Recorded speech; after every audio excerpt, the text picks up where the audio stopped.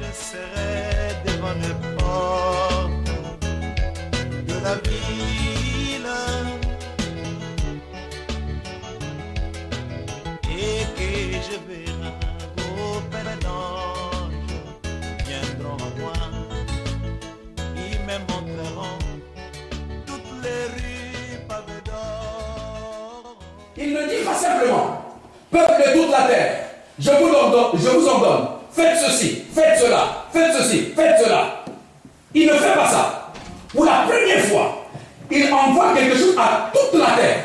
Ce n'est pas pour leur imposer quelque chose, mais c'est pour donner un témoignage de quelque chose qui venait de se passer dans sa vie. Amen. Donc ce chapitre 4e du livre de Daniel est un témoignage. Maintenant, qu'est-ce qu'un témoignage?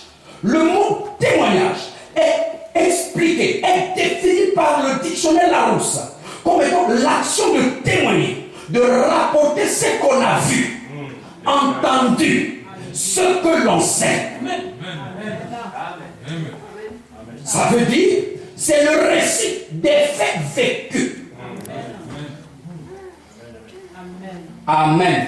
Amen. C'est le récit de quelque chose que l'on maîtrise.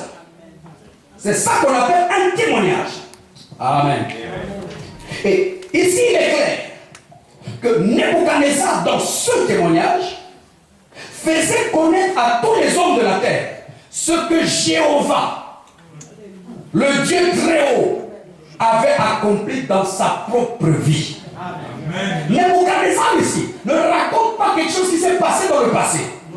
Il ne raconte pas, il ne témoigne pas au sujet de quelque chose qui s'est produit dans la vie de quelqu'un d'autre. Amen. Ici, il parle de ce qui s'est passé dans sa propre vie. Amen. Déjà, par la nature et la forme de ce texte, j'entrevois là une première leçon. C'est que quand Dieu fait quelque chose pour vous, il faut témoigner. Amen. Amen. Est-ce que je peux avoir un amen?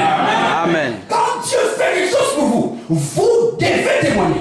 Beaucoup de gens aujourd'hui, quand ils sont dans le besoin, ils crient vers Dieu. Quand ils ont des problèmes, ils ont besoin que Dieu intervienne. Mais une fois que Dieu a intervenu, une fois que le miracle a été opéré, vous ne les entendez même plus.